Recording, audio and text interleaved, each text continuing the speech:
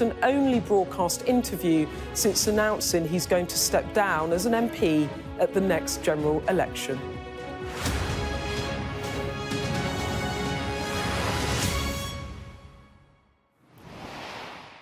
Good evening. With the cold weather biting, you'd think it would be feeling particularly festive in the week before Christmas. But as people count the cost of rising inflation, many are struggling. Coming up on the show today, I'm joined by Stuart Rose, a Conservative peer and the chairman of the Asda supermarket chain. But first, there's no denying that the Conservative Party have some ground to make up before another general election. They've been trailing in the polls for months. It's been a year of very public disagreements and an ever-changing cabinet, and we've even had changing prime ministers. Well, one man who knows what it's like to be near the very top of government is the former Chancellor and Health Secretary Sajid Javid. He's now decided to step down as an MP at the next election, and I sat down with him earlier in his first interview since making that announcement. Sajid Javid, thanks for joining us on the programme today. Really appreciate your time. Now, you are only 53 years old. You're at the peak of your powers in politics, yet you've recently announced that you're going to be standing down at the next election. It was a shock to quite a lot of people around Westminster. It's the first interview you've done since you told the world you have decided to go. Why are you walking away? Well, I mean, these decisions are never easy, and there's no such thing as perfect timing. But what actually happened is that the party has asked all Conservative MPs to say what their intentions are, and for all the right reasons. And I've given a straight answer. But it is something I'd been thinking about a lot over the summer, when I left after I left as Health Secretary, and reflected on things. And the first thing I say, Beth, is that I've been very lucky. I've been in Parliament now for, 12 years, and almost all of that time I've spent on the front line in 6 different departments. I'm proud of what I've done and the opportunities that I've been given. It's been a privilege, and whether it was as Community Secretary, helping after the Grenfell tragedy, as Home Secretary with the Windrush scandal and keeping the country safe, Chancellor helping to deliver Brexit, and obviously most recently with the battling through the pandemic. So I'm proud of that, but I think there comes a time for everyone to move on. And what I will also say is that it feels like in the last decade, it's almost like politics has been on some kind of fast forward. One crisis after another, one international challenge after another. And that's the way it is. And, politicians are, I think, across parties, they're trying their best in that. But it does take a personal toll on you as well, as me as an individual, of course, but also my family. And, when I came into politics, my kids were all very young at their schools, and now they're young adults, most of them. And, I don't want to miss out too much, and so I just think it's time for a change. But also, I'll stay engaged in the issues and the campaigns that I really believe in. I mean, you, as you've said it there, you've been Chancellor, you've been Home Secretary, you've been Health Secretary, you ran for the leadership twice. Is part of your reason then that you've got nowhere left to go in politics, that you've kind of come to the end of the road? No, I wouldn't say that. As I say, I've been privileged to have the roles that I've had under 3 different prime ministers. I'm proud of what I've been able to do. But as I say, there's no perfect time on this. That I think for all politicians, at some point, of course, their career in politics comes to an end. And I feel that I'm at a stage where I still feel young enough to do other things, but also to do that important thing of spending more time with your loved ones. With your family. And the Prime Minister, you're close friends, you work together in the Treasury. What did he say when you told him? Did he try to dissuade you? Rishi, I think, Rishi understood. I mean, Rishi understands, and he's a great man, and he's also very much a family man too. And I think it's actually great he's put himself forward in this way and is doing what he can for the country. But at a personal, human level, of course, he understands. Did he offer you a job in October? Is that part of the reason that you don't like being on the back benches? No, it's not. It's not part of the reason. I'd made up my mind in the summer. And I didn't say anything for a while because there was we were just obviously coming back to Parliament. There was a lot of change going on in Parliament. We've been through, we won our second Prime Minister since then. Quite a lot of change. But I felt now towards the end of the year, we're about to obviously go into a new year. I just thought the time was right, given the party had asked every MP, and I just thought, let's just be straight and give an answer. And Sajid, you say the odds are stacked against the Conservatives at the moment. It seems crazy, that, doesn't it, in a way? This is the week where 3 years ago, Boris Johnson won a majority of 80 seats. It was the biggest Conservative majority since the days of Margaret Thatcher. How did it go so wrong? Well, first of all, I'd say that the big international crisis that we've seen that has affected every country. The pandemic, one of the biggest challenges I think our country has faced since the Second World War. And that was going to be tough for any incumbent government. It didn't help, by the way, in dealing with the pandemic that we saw the rules were broken in Downing Street, and people didn't like that, and rightly they didn't like that, and that hurt Boris Johnson in particular, but it hurt the government at the time. You were one of the first to resign from his... You were the first in that run of people resigning to resign. Yeah. You resigned, and then Rishi Sunak resigned, and then dozens of people resigned after you, and that was the week that Boris Johnson himself was forced out of Downing Street. When he toyed a return or an attempt to get back to be Prime Minister in October, what did you think of that? Well, look, I backed Rishi at that point, and that's what I wanted to see. And look, I don't know what was he or his team might be thinking at that time, and it's really, he was a Conservative MP, and he is a Conservative MP, and he has every right to stand for the leadership. But I think we came out with the right result, and it was testing during that time, but we've come out with the right result, and we have, amongst all Conservative MPs, we have the best possible leader we could have right now. And I do want to ask you about Liz Truss. Rishi Sunak was your deputy at the Treasury before you resigned as Chancellor, and you've just said that you think he's the best leader and you think he's a really smart guy, and you've been full of praise in this interview for him. But you backed Liz Truss in the summer because you preferred her approach to the economy, even though Rishi warned it was fantasy economics. How quickly did you realise, Sajid, that you'd made a mistake? I wanted to see tax cuts. I think a lot of people did. I liked what Liz was saying about focusing on growth. But clearly, when she got into office, what she actually did and how she did it was very different. Right. I think it was obvious right from the start, really, that she wasn't going to be up to the job. In what way? Well, because even if you look back now, and even before, let's say that the biggest challenge was the economy. Yeah. And if you look back, and even before that mini budget, in the run-up to that mini budget, the sort of fighting that was going on behind the scenes with the Bank of England, I think was just completely wrong. You've got to respect an independent Bank of England. Right. The sidelining of the OBR, the independent, the Office of Budget Responsibility, I think that was completely wrong. And then also, before that budget, firing the permanent secretary of the Treasury was completely wrong. I mean, this was a gentleman, Sir Tom Scholar, that has been serving government over 3 decades. He was my permanent secretary. He's one of the best civil servants we have in this country. I think just treating someone like that in that way was unacceptable. Do you think the mistakes of that mini-budget could cost the Conservatives the election, the next election? Look, it was a tough time. But I don't think that period, that 6-week period, is going to cost us the election. Also, when Jeremy Hunt came in as Chancellor and took the reins there, that he and then Rishi soon after him, they moved very quickly to stabilise the markets. And let's get on to the NHS, because you've both been the controller of the purse strings and the guy that's controlling huge budgets. When you were Health Secretary between June 2021 and July 2022. Now the government are locked in a dispute with nurses over pay. Nurses striking for the first time in their history. 70,000 appointments will be cancelled today, there's an estimate.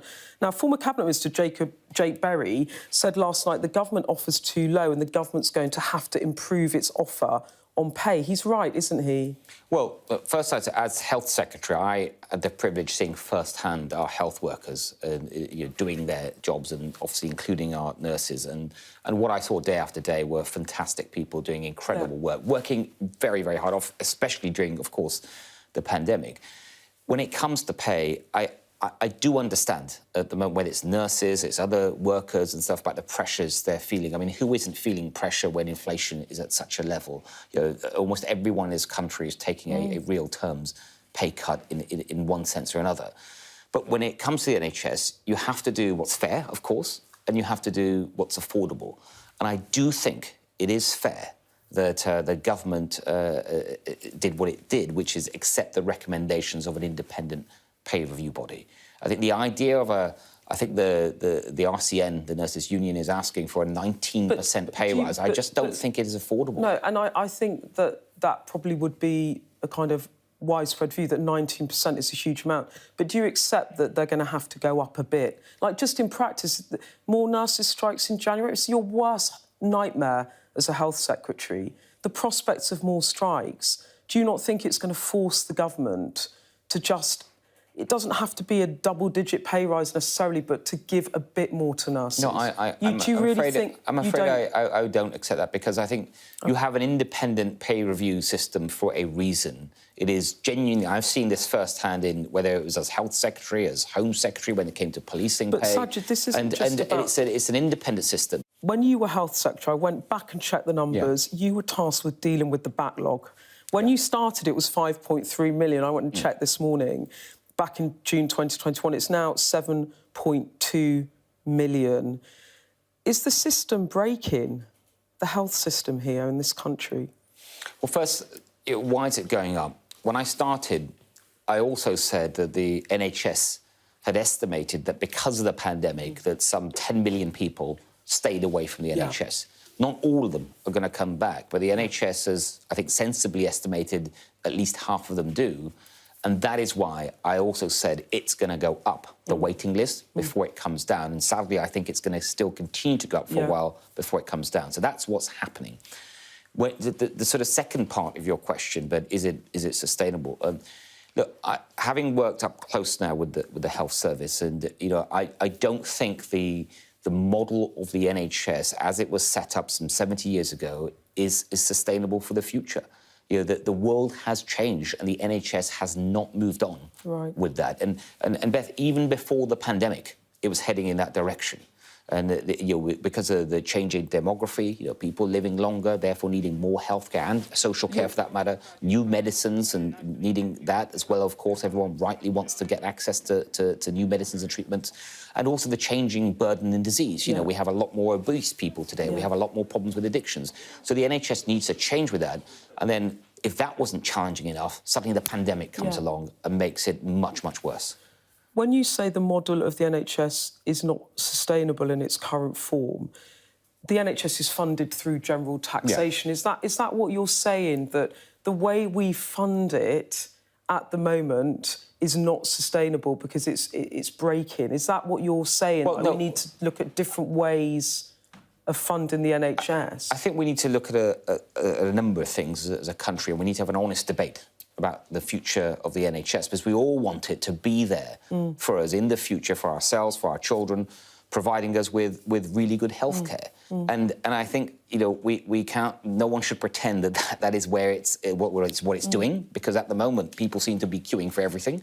And we can't pretend it's going to suddenly get there without radical change. Now, when it comes to the funding model, I'm not going to make sort of points of that on the hoof without looking at the detail. But I would say that a starting point would be to look at the universal healthcare systems in other large European countries. If you speak to any German you might know, or a French person, or an Italian, they have good healthcare systems, which were also challenged by the pandemic. But they seem to all be doing better than we are at the moment. And also, if I may add to that, I think other things that we need to look at is focus a lot more on prevention. The NHS was set up in its day for dealing with people when they get ill. It only spends something like 3 or 4% of its budget on prevention. Why can't politicians in this country have the conversation that you can now have with me, because you are not at the front line anymore, about how to make the NHS sustainable? Why can't we talk about it? The moment a politician of any party says something that is obviously correct about the NHS and the challenge it faces, that someone else will just jump down their throat and turn it into something else, turn it into the big negative. There was a story recently, for example, Beth, about, I think I read a couple of weeks ago, I think it was in Scotland, the Scottish NHS. People paying. There was some leak, someone called it, or a discussion they had about maybe some co-payment. Now, I don't know whether that's exactly the right system or not, but I actually welcome having that kind of discussion, because we need to have this honest debate as a country. Reforms. Why that it won't survive the next? Because look, if you look at the NHS now, the only way it is dealing with this record demand, this levels of demand, is by rationing, by queuing. And people are queuing for their operations, they're queuing for their diagnostics, they're queuing for ambulances, they're queuing for GPs. And I don't think anyone thinks that's a sensible way to go forward. And there's no overnight fix, magic solution to that. So you have to find a way to help more with the demand side of things, as in more work on prevention, but also in the, let's call it the supply of healthcare. I've got a last question for you. Go for it. I would like an honest answer. You've actually been very honest in this interview. You're a cabinet minister, you're in 6 departments, you juggled lots of policy areas and lots of challenges. What was your biggest success and what was your biggest failure? Oh, biggest failure? I don't know. You have to come back for that one. I mean, were there failures? Yes, there were. I mean, I did. We all have challenges, and not everything works out the way you've planned it. In terms of success, I'd probably go back to Omicron when that happened. It was just over a year ago. And there was lots of advice I was getting from another lockdown to don't do anything. And in the end, I decided to rely on pharmaceutical defences.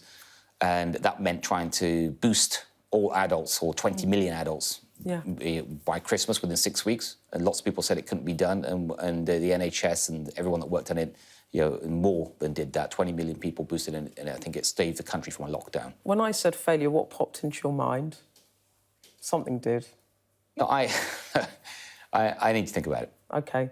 But I'm not. But don't get me wrong. I'm not saying that because I think there haven't been failures. I think in any successful walk of life that you don't get everything. And also right. You learn from failure, right? I mean, nothing can go right all the time. I know that all too well. As you leave politics, what's the one thing you'll regret leaving on the table as unfinished business? How about that for a final question?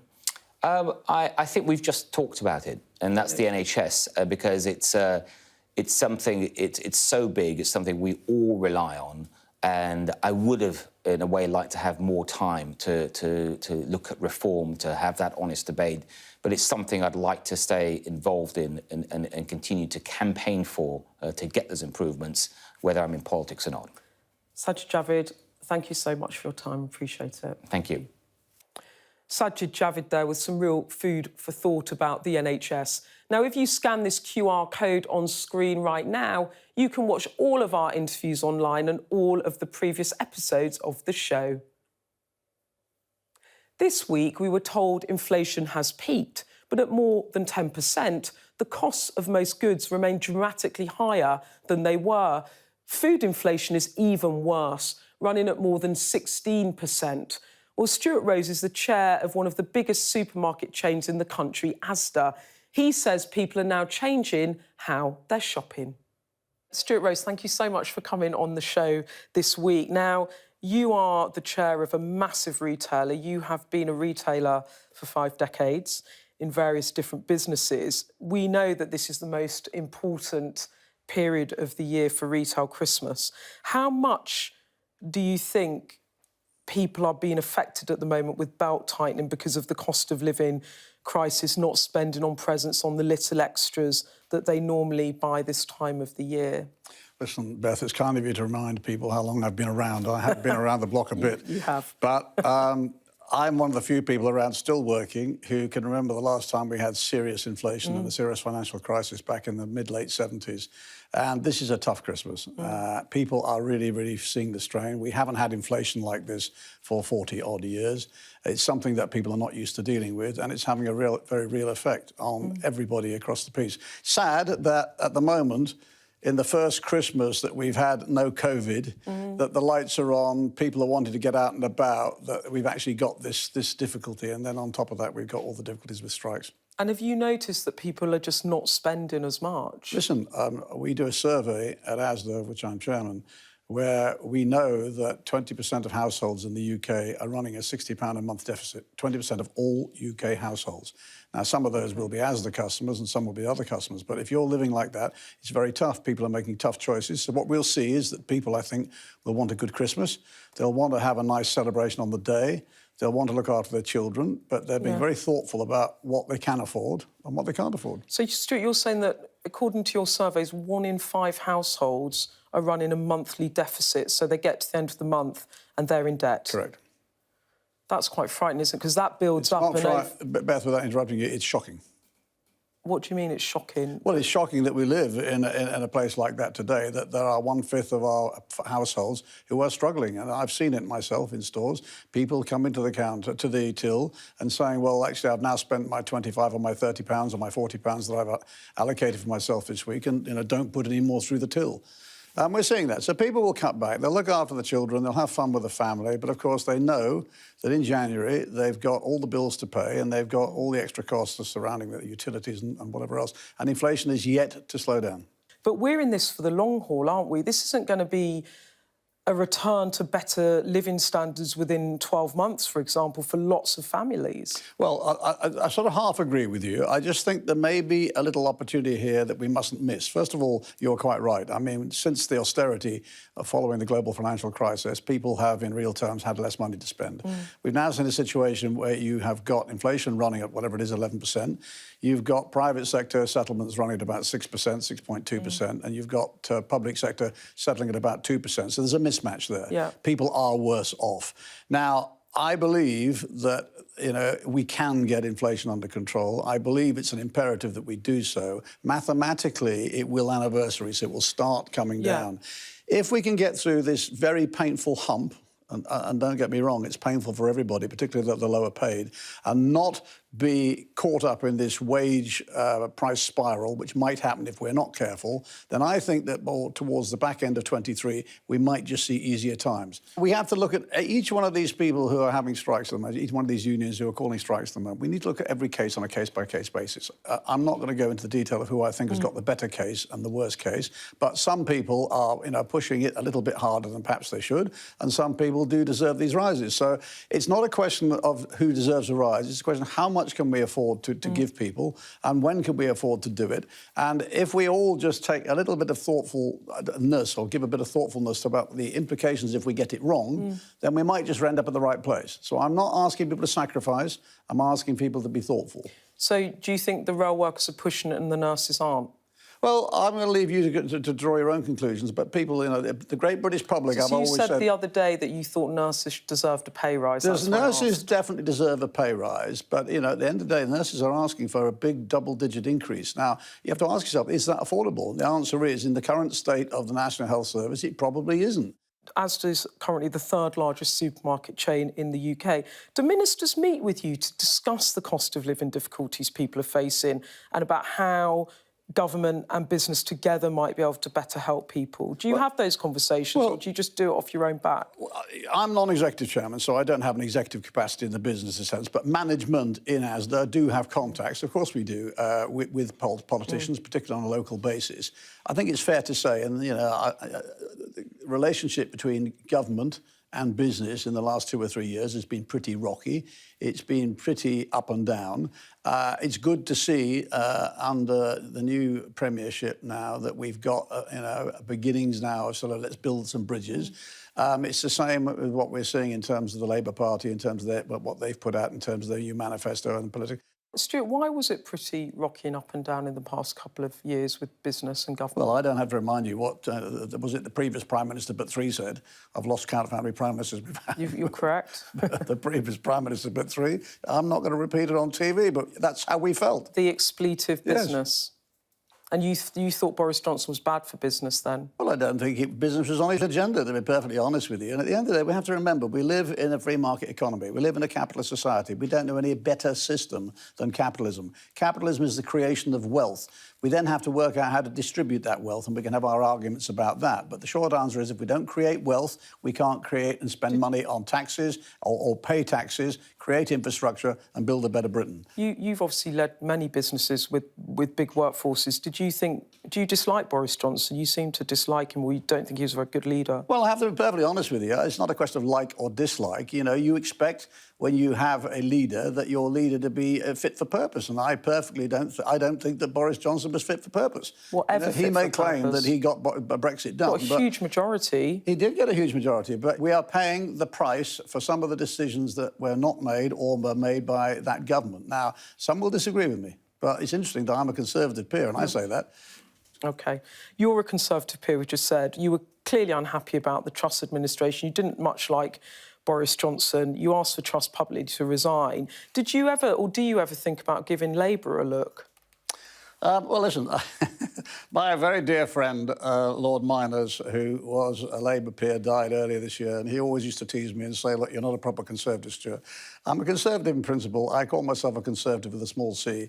I believe in the free market economy and I believe in conservatism. I won't deny that I haven't been slightly disillusioned by what we have seen in the last 3 or 4 years.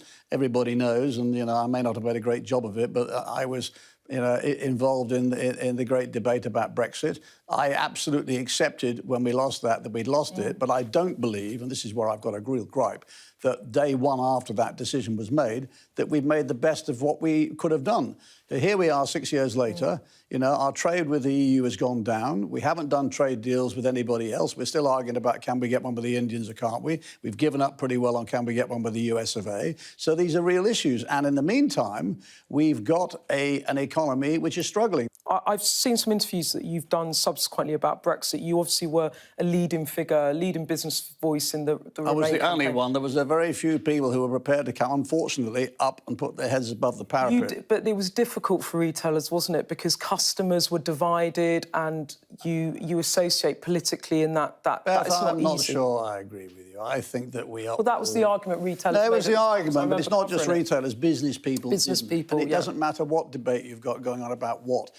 Here we've got a debate going on at the moment about immigration. We've got a debate going on about the Northern Ireland Protocol. We've got a debate going on about all sorts of things. I think business people, because leadership is a privilege, with the privilege of leadership comes the responsibility. And I think we have to take responsibility for saying what we believe to be right. We can't just look around the corner and say, well, I better not say that because it might upset part of my community. You didn't like Liz Truss. You didn't like... I never, listen, well, let's be fair. I've never met Liz Truss. You publicly called on Liz Truss to resign. You didn't think she was fit for purpose. Well, I don't think I was wrong. You said yourself you didn't think Boris Johnson was fit for purpose, and you don't think that the government have executed Brexit in a way that benefits the economy. Could you vote for Keir Starmer in 2024? I will look very hard when I get... Well, the good news for those people who are worrying about that, I can't vote because I'm a Conservative peer. The peers don't vote, but they answer that question. But I will look very hard at what is on offer. And what I would say to people is, even as a Conservative, look what's on the market stall A, look what's on market stall B, and make a choice. But make a choice, an informed choice. Make sure you know the facts. Make sure you know what you think could be delivered. Make sure who's delivering it. Ask yourself the question, can these people actually not only talk the talk, but walk the walk? And then make a decision about what you vote for. Let's see what happens. And you're sitting on the fence at the moment. You're not sure? No, I think that we have... first of all, I've always been slightly wary about not having a strong opposition. We haven't had strong opposition for a long time. So it's good to see some proper opposition. And that will always sharpen the pencil of the incumbent government. The incumbent government, for all the reasons you know better than I do, have spent 3 or 4 years fighting each other at the cost of the UK PLC. I firmly believe that. We have actually, in a world that's moving very fast, in a world that's very dangerous, in a world where alliances are being formed all over the place all the time, we have sat there and started banging each other on the nose. To what purpose? OK. Stuart Rose, thank you very much. I'm going to see if you're going to be crossing the floor of the House of Lords now. Thank you so much for your time. Well, that's all for today's show and all for this year. We'll be back next year with more interviews for you. But we do have a very special programme running over the festive period with some of my favourite bits of the show. Thanks to all of our guests this year, and thanks most to all of you for watching.